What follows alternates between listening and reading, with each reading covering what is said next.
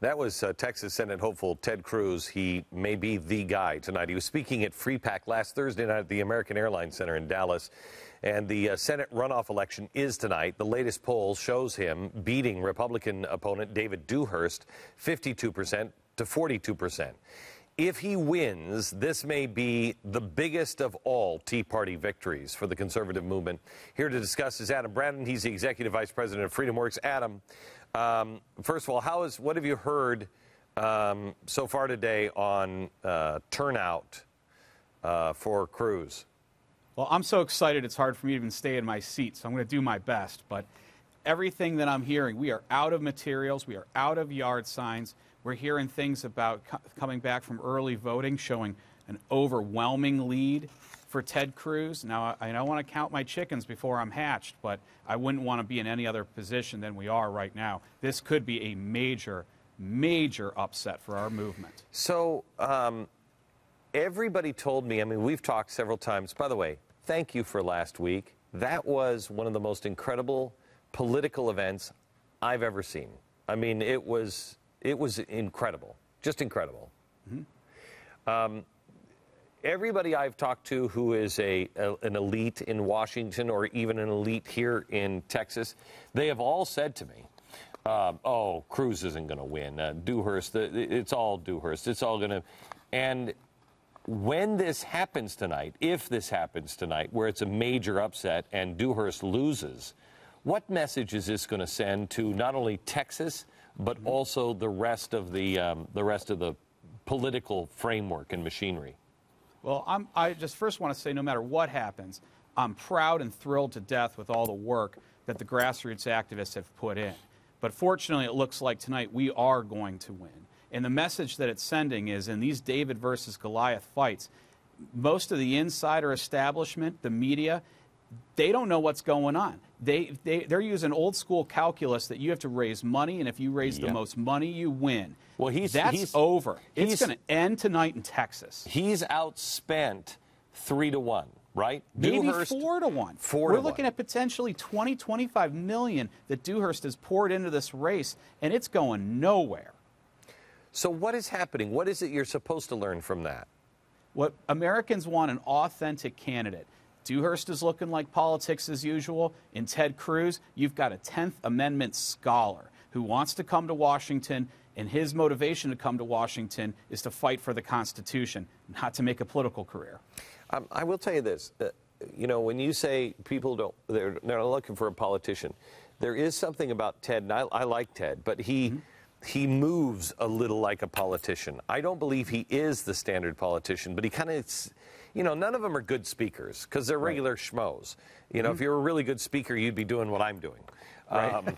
So they're not good speakers, and so he kind of moves with his hands like, you know, Bill Clinton used to move with his hands. But that's not what you're talking about on a politician. You're talking about somebody who is, who really actually genuinely believes it.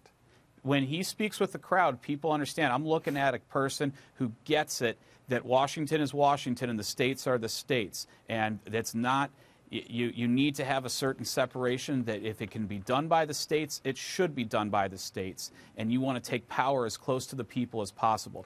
That's what Ted Cruz talks about, and he gets people excited. He's been talking about these things. I mean, it's amazing when I read his stories, and he's been talking about Hayek and Mises and Austrian economists since he was in high school. I mean, this is a person who lives and breathes our philosophy. Yeah, he was pretty much friendless in high school, I would imagine. Okay, so let's play a little game. What do you think the media is going to say tonight? Because if I were sitting there, I would bet that they're going to say, oh, this is Texas, this is all these Tea Partiers, and they're all extremists, and this is no relevance at all to what's going to happen in November.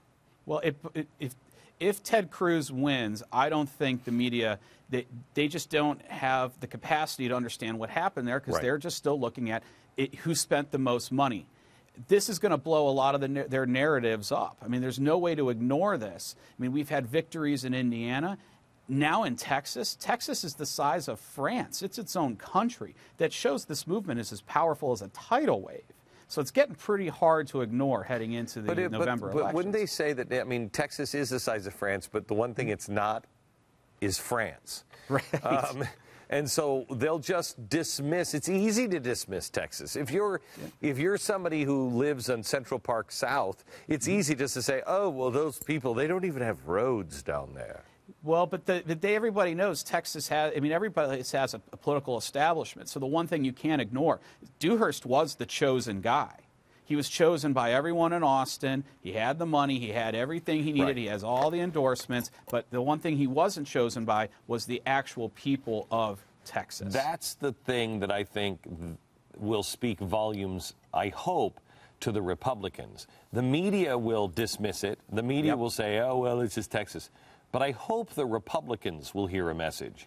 And the message that they should hear is what, Adam? Well, the first thing I would say is that you look at what happened with Orrin Hatch. Orrin Hatch, because of his challenge, has become a very conservative voter. You look at what's happened in Indiana with Richard Murdoch taking out Dick Lugar. Now in Texas, the message is this movement. If you're looking for some guy standing on the corner with a tri-cornered hat waving a flag, right, that's over. Yeah. This thing has evolved into a political movement. Okay, do you... Not because this is the political season, this is the time to affect politics, and we will be there the day after the election to make sure that we can start pushing the legislation. Do you believe that Mitt Romney, this will affect, that Mitt Romney's people are watching Texas? Well, the problem is I worry that Mitt Romney's surrounding himself with a bunch of political hacks that are looking at it saying, geez, but he spent the most money. And so if Mitt Romney's campaign is based on we're going to outraise the president, it's not that.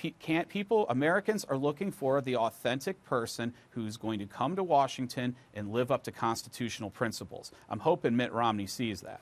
I will tell you that when I was backstage at Free Pack, which everyone should watch if you haven't seen it yet. It was electric. It really was. I haven't felt anything like that. For a political thing, that wasn't even...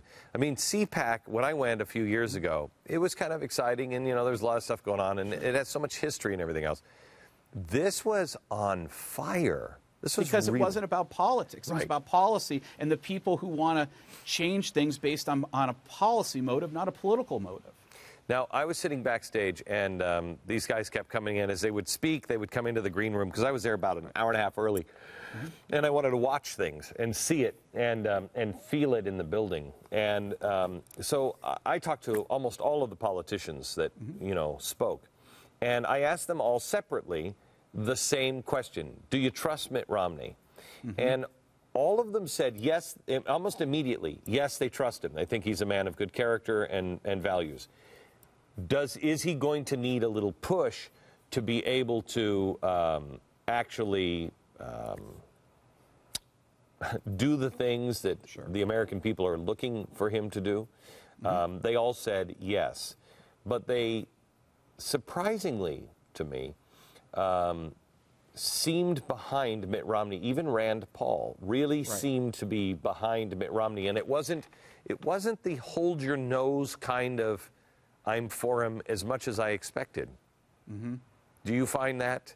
Well, I guess we're all, we're in that season right now where we really, we want to change, and it's going to be pretty hard to get the long-term changes we need unless we've got someone in the White House who just isn't going to reject everything we do with a knee-jerk. Hopefully, Romney becomes that person, but no matter who's in the White House, the policy initiative in the next Congress is going to come out of the Senate. And that's why I come back to people like Josh Mandel in Ohio. It comes back to guys like Ted Cruz. I got just give a shout out to one other person.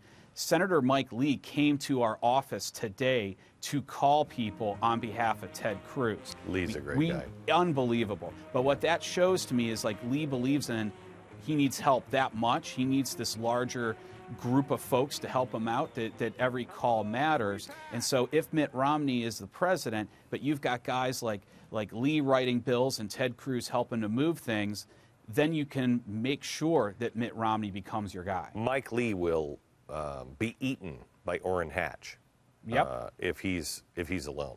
You still think we take the Senate as GOP and Tea Party people?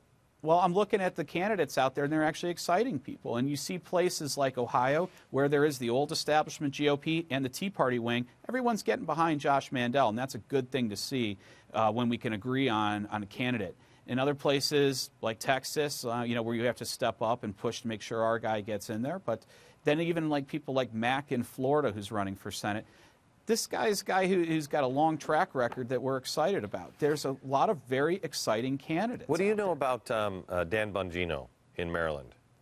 What I know is he's one of those guys that I've got a lot of my staff who volunteer on their own time on the weekends to go help him out, because when you meet the guy, he should be up there. The problem is it's a resource question. Can he get the right resources? And as a movement, we have to pick our battles. I hope that if we can keep changing the tone, if we can keep pushing things, a guy like that comes into play. Yeah. Because he should be. I would love to have that guy in the Senate. Oh, are you kidding me? He's one of the more honorable. I mean, he was on presidential detail with Secret Service, one of the more honorable men I've ever known, and woke up. He's just like a regular Tea Party guy. He woke up and he was like, I'm just kind of going along, thinking it's always going to be this way, and I realized, holy cow, it's not. He's authentic, and yeah, I think one thing we can say about this movement is, one thing to say about Americans is, for the most part, I trust my neighbors. Yeah. They're great people. They'll help me pull my car out of a ditch. And so you look at a lot of these guys, like these are candidates who pass that authenticity test. You were in town for the last three days, for the Restoring Love event. What was the thing that you were most pleased to see and most surprised to see? Anything stick out at you? Well, I have to say, when I went to your event, I am still emotional when I think about that log that was under the surgeon's table at Valley Forge. Amazing. That really just kind of crystallized to me why we're all fighting the fight, because this is a tradition. We didn't build the America that's out there today. We just inherited what came before us, and we need to keep out there fighting. And I think about that log, and I think about what we did at Free Pack when I talk about these candidates. So yes, we got to get out there and fight, but man, I was so moved by the whole weekend, the politics, just kind of rediscovering what it means to be an American in some ways. It was really neat, and we will we'll see you up north in September. Oh, we're getting excited. Good. We're absolutely getting excited. I mean, Ohio, to me, I'm from Ohio. And when I look at our forefathers that basically cut Ohio out of the wilderness, built the Industrial Revolution, and now the state's fallen behind, we need to put some energy back into that state. Well, we will, and we'll see you up there in September. Thank you very much. We'll talk to you hopefully soon. Hopefully it will be with real good news after tonight's election here in Texas. Adam, thanks a lot. And if you're in Texas, don't forget to vote tonight. Please don't forget to vote. And thanks very much, Glenn. God bless. Back in a minute.